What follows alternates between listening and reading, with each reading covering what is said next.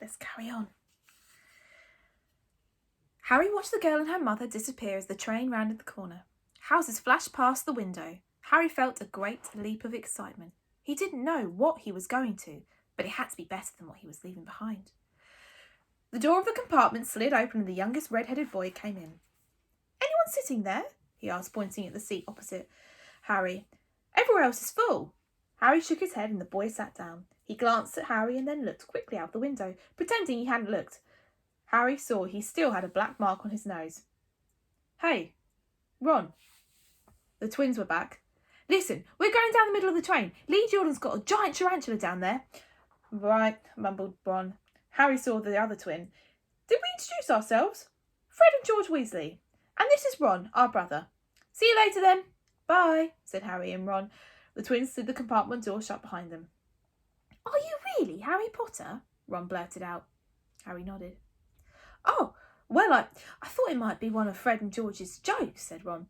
"And have you really got, he pointed at Harry's forehead. Harry pulled back his fringe to show the lightning scar. Ron stared. "So that's where you know who?" "Yeah," said Harry. "But I can't remember it." "Nothing," said Ron eagerly.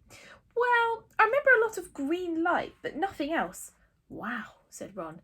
He sat and stared at Harry for a few moments. Then, as though he had suddenly realised what he was doing, he looked quickly out of the window again. "Are all your family wizards?" asked Harry, who found Ron just as interesting as Ron found him. Yes, I think so," said Ron. "I think Mum's got a second cousin who's an accountant, but we never talk about him." "So you must know loads of magic already." The Weasleys were clearly one of those old wizarding families the Pale and Diagon Alley had been talking about. "I heard you went to live with Muggles," said Ron. "What are they like?"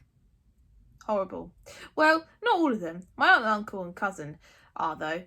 Wish I had 3 wizard brothers." "5, said Ron. For some reason he was looking gloomy.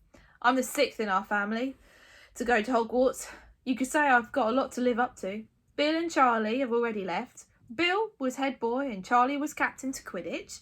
Now, Percy's a prefect and Fred and George mess around a lot, but they still get really good marks and everyone thinks they're really funny. Everyone expects me to do as well as the others, but if I do, it's no big deal because they did it first. You never get anything new. Either with 5 brothers. I've got Bill's old robes, Charlie's old wand, and Percy's old rat." Ron reached inside his jacket and pulled out a fat grey rat, which was asleep. "His name's Scabbers, and he's useless. He hardly ever wakes up. Percy got an owl from my dad for being made prefect, but they couldn't I got Scabbers instead." Ron's ears went pink. He seemed to think he'd said too much, because he went back to staring out the window.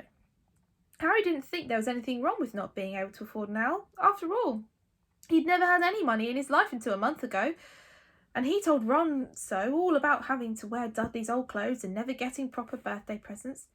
This seems to cheer Ron up. "And until Hagrid told me, I didn't even know anything about being a wizard or about my parents or Voldemort." Ron gasped. "What?" said Harry. "You said you know whose name," said Ron, sounding both shocked and impressed. "I'd have thought of you of all people. I'm not trying to be brave or anything, saying the name," said Harry. "I just never knew you shouldn't. See what I mean?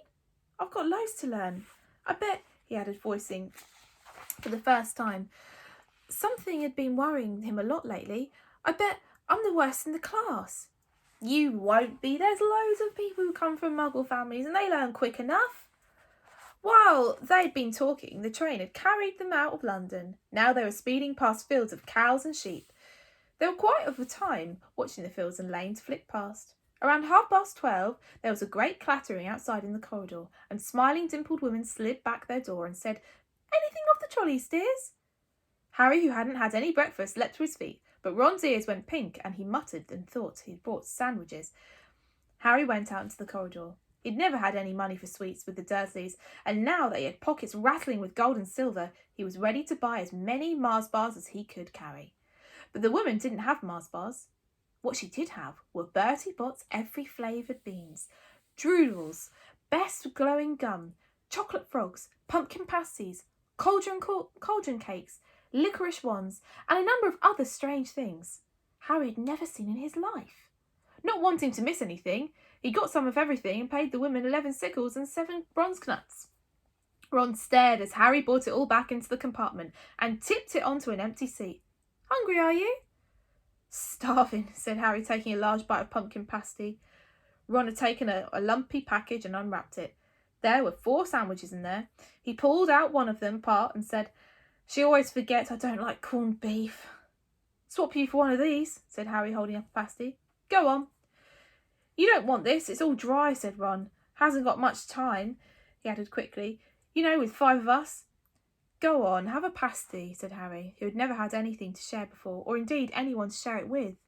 It was a nice feeling sitting there with Ron, eating their way through all of Harry's pasties and cakes. The sandwiches lay forgotten. What are these? Harry asked Ron, holding up a pack of chocolate frogs. They're not really frogs, are they? He was starting to feel that nothing would surprise him. Nah, said Ron, but see what that card is? I'm guessing I'm missing Agrippa? What? Oh, of course, you wouldn't know. Chocolate frogs have cards inside them, you know, to collect famous witches and wizards. I've got about 500, but I haven't got Agrippa or Ptolemy. Harry unwrapped his chocolate frog and picked up the card. It showed a man's face who wore half-moon glasses, had a long crooked nose and flowing silver beard and moustache. Underneath the picture was the name Albus Dumbledore. So this is Dumbledore, said Harry. Don't tell me you've never heard of Dumbledore, said Ron. Can I have a frog? I might get Agrippa. Thanks. Harry turned over his card and read, Albus Dumbledore, currently headmaster of Hogwarts, considered by many the greatest wizard of modern times. Professor Dumbledore is particularly famous for his defeat of the dark wizard Grindelwald in 1945, for the discovery of the 12 uses of dragon's blood, and his work on alchemy with his partner Nicholas Flamel. Professor Dumbledore enjoys chamber music and 10-pin bowling. Harry turned the card back over and saw to his astonishment that Dumbledore's face had disappeared. He's gone. You can't expect him to hang around all day, said Ron. He'll be back.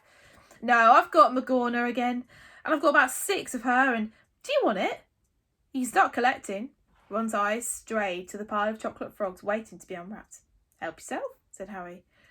But in, the Muggle world, people just stay and put in photos. Do they? Why don't they move at all? Ron sounded amazed. Weird. Harry stared as Dumbledore sidled back into the picture on his card and gave him a small smile. Ron was more interested in eating frogs than looking at the famous witches and wizards cards, but Harry couldn't help keep his eyes off them. Soon he had not only Dumbledore and Morgana, but Heingeist of Woodcraft, Alberic Grunion, Sears, Paracelsus, and Merlin. He finally tore his eyes away from the Julius Colodonia, who was scratching her nose to open a bag of Bertie Bott's every flavour beans. You want to be careful with those, Ron warned Harry. When they say every flavour, they mean every flavour. You get all the ordinary ones like chocolate and peppermint and marmalade, but then you get the spinach and liver and tripe. George reckons he got a bogey flavoured one once. Ron picked up a green bean, looked at it carefully, and bit into its corner. Blech! See? Sprouts. They had a good time eating every flavour beans. Harry got toast, coconut, baked beans, strawberry, curry, grass, coffee, sardine, and was even brave enough to nibble the end of a funny grey one Ron wouldn't touch, which turned out to be pepper. The countryside, now flying past the window, was becoming wilder. The neat fields had gone. Now there were woods, twisting rivers, and dark green hills. There was a knock on the door of their compartment, and the round-faced boy Harry had passed on the platform 9 3/4 came in. He looked tearful. Sorry, he said, but have you seen a toad at all? When they shook their heads, he wailed, I've lost him.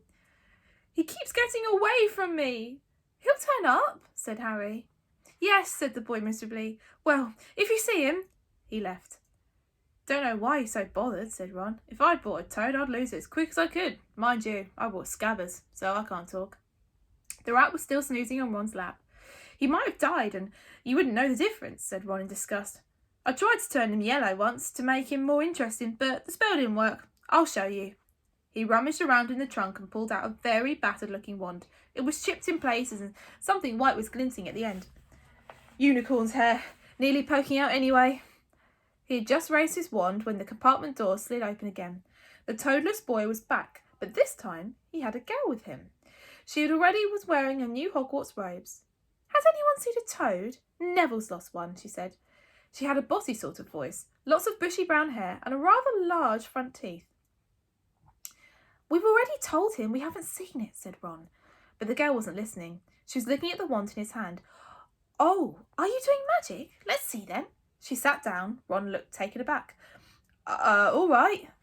Sunshine, daisies, buttermellow, turn this stupid fat rat yellow. He waved his wand around, but nothing happened. Scabbard stayed grey and fast asleep. Are you sure that's a real spell? Said the girl. Well, it's not very good, is it? I've tried a few simple spells for practice, and it's all worked for me. Nobody in my family's magic at all. It was ever such a surprise when I got my letter, but I was ever so pleased, of course. I mean, it's the very best school of witchcraft there is. I've learnt all of our sets of books off by heart, of course. I just hope it will be enough. I'm Hermione Granger, by the way. Who are you? And I'm going to leave it there for our part 3, I think, of chapter 6. And we're definitely getting into it now. And hopefully he'll be at Hogwarts soon. Bye.